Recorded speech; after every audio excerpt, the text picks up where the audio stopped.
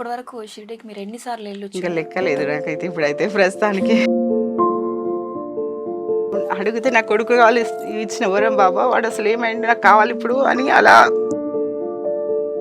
నాగమని సాయక్క నిలబడ్డా.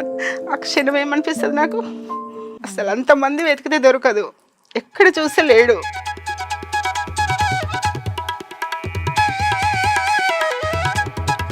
సెకండ్లో నా ఏడుపు చూసి ఇంటి ముందు ఇలా పెట్టేసిండు వాడిని.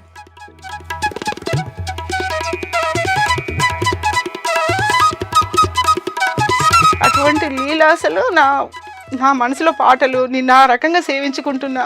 నమస్కారం, ఆంధ్రప్రభ భక్తి ప్రేక్షకులకు స్వాగతం. నేను లక్ష్మి. అంటే స్పెషల్గా మీరు స్పెషల్గా అంతకు ముందు మామూలుగా వండి లెక్కింపుండి ఉండే, పిల్లల్ని స్కూల్కి పంపించేసి ఇల్లంతా క్లీన్ చేసుకొని పూజ సామాన్లు తోముకొని చక్కగా బాబాని అలంకరించుకొని అప్పుడు పూజ చేసుకొని కానీ టీ పెట్టుకొని తాగేదాన్ని.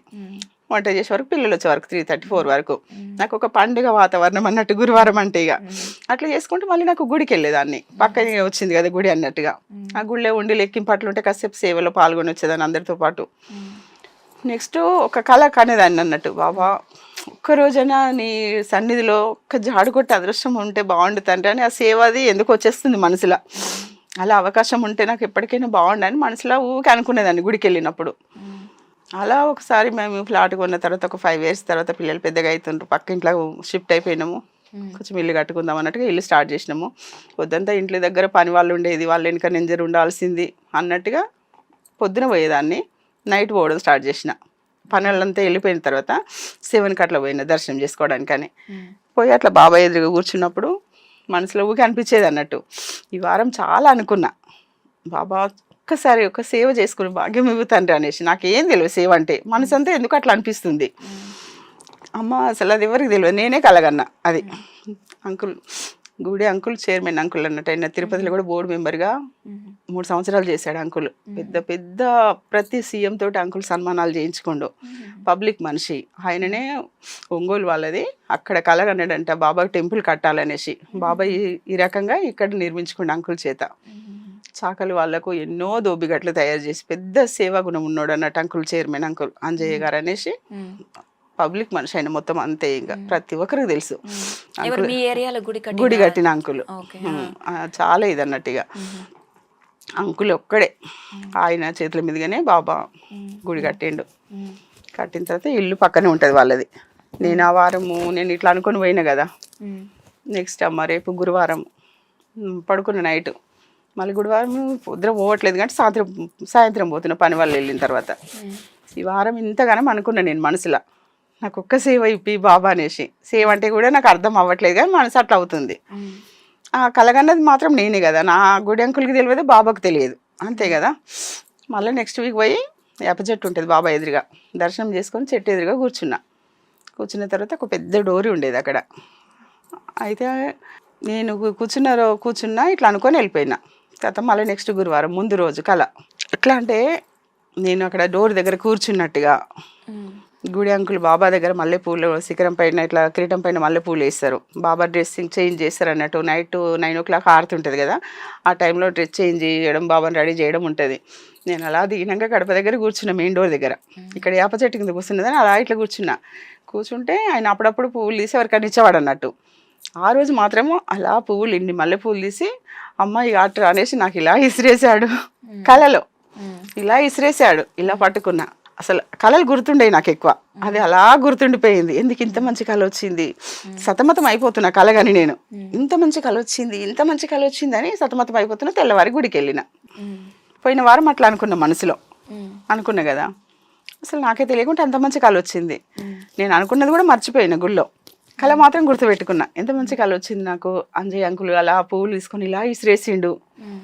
సత్యం అమ్మ, అది ఇంకా జన్మజన్మల గుర్తుండిపోయే సంఘటనలు ఉన్నట్టు అవి. అయితే అలా ఇసిరేసిండు అని అదే డైనమాలో ఉన్నా నేను. ఉన్న తర్వాత పోయినా మళ్ళీ గురువారం నాడు దర్శనం చేసుకున్నా బాబా అనుకుంటా. అలా కూర్చున్నా, వేప చెట్టు ఎదురుగా కూర్చున్నాగానే ఒక 6 months అవుతుంది అప్పుడు గుడి కట్టి. ఎవరో ఒక అబ్బాయి పల్లకి కట్టేవాడు అన్నట్టు. గురువారం పల్లకి ఉత్సవం ఉంటుంది, ఒక అబ్బాయి పల్లకి కట్టేవాడంట.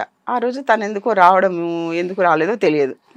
నైట్లో నేను ఎక్కువ వెళ్ళేదాన్ని కాబట్టి గమనించలే అక్కడ ఎవరేం చేస్తారని. అయితే ఎందుకు రాలేదు ఆ బాబాని ఎవరిని మేనేజర్కి అడిగిండ్రు, రాలేదన్నారు. వస్తాడో రాడో కూడా తెలియదు, ఆయన ఎక్కడో వెళ్ళేది ఉందట అన్నారు. ఆడ చాలా 10 మంది ఉన్నారు, అక్కడ చాలా మంది కూర్చున్నారు. సడన్గా అప్పటికే అంకుల్కి నాకు ఒక భక్తురాలని అక్కడ, అంతే. అంకుల్కి నాకు కూడా ఏం పరిచయం లేదు, అందరిలాగా నేను పోతేనే దర్శనం చేసుకుంటున్నా. అది కలగన్నా నేను అడిగిన బాబాను కల వచ్చింది, అంతవరకు తెలుసు. సడన్గా నా దగ్గరికి వచ్చి అమ్మగా పల్లకి కడతావారా అన్నాడు. నా పై ప్రాణం పైనే పోయింది ఆనందంతో. ఆ పల్లకి ఎలా కట్టాలో తెలియదు నాకు. పొద్దున అక్కడ తెల్లవారుజామున కల రావడము, ఆ అంకుల్ వచ్చి నా దగ్గరికే. అప్పుడు మీ వయసు ఎంత ఉండొచ్చు? 3 పిల్లలు అయ్యిండ్రు. ఒక చిన్నతనంలోనే పెళ్ళయింది నాకు.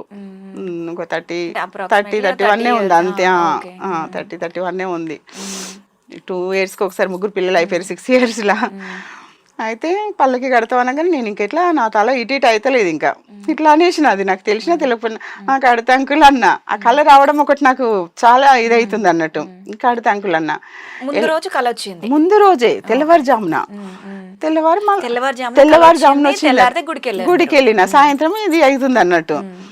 అయితే నేను పోయిన వారం అట్లా అనుకున్నది కూడా నేను మర్చిపోయా. అసలు కళ వచ్చింది మాత్రం గుర్తుంది, ఎంత మంచి కళ వచ్చింది నాకు అని ఒకటి మట్టు ఉంది. ఆ కళ అలానే ఉంది, అప్పుడు అలా జరిగింది అన్నట్టు. ఆ పువ్వులు తీసి ఇలా వేయడం అంకులు, మళ్ళీ నెక్స్ట్ ఆయన సాయంత్రం నేను ఎప్పట్లా గుడికి వెళ్ళడము, అమ్మగా పల్లకి కడతావారా అని అనడము. ఆడ చాలా మంది ఉంటారు, నన్ను అడగాల్సిన అవసరం లేదు కదా, అందరికి అడగొచ్చు కదా, 4 కలిసి కట్టు అని కూడా అనొచ్చు. ఏమి చెప్పాలి కూడా నాకు అర్థం కాలేదు. సరే అంకుల్ అన్న నేను. ఆయన సార్ సరే అంటారు అందరూ. ఆ నిమిషం నుంచి ఇప్పటి వరకు నేను అంకుల్ అనే పిలుస్తున్నాను. నేను ఒక తండ్రిలాగా, తండ్రి సమానులైన తండ్రిలాగా మాట్లాడేవాడు, అంతా అట్లా చేసేవాడు. సరే అంకుల్ అని అన్న తర్వాత వెళ్ళిన పల్లకి కాడికి ఒక మేనేజర్ అని సీనా అని ఉండే. అమ్మకి ఇట్లా ఇట్లా కట్టాలరా అని ఆయన మామూలుగా నాకు చూపించాడు. ఆటోమేటిక్గా అసలు నాకు తెలియకుండా నేను కట్టేసిన.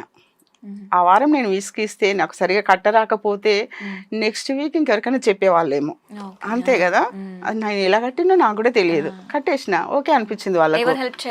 ఎవరు హెల్ప్, అంతలో నేనే కట్టేసిన. వాళ్ళకు కూడా నచ్చింది, బాగుందిరా అన్నారు. కథం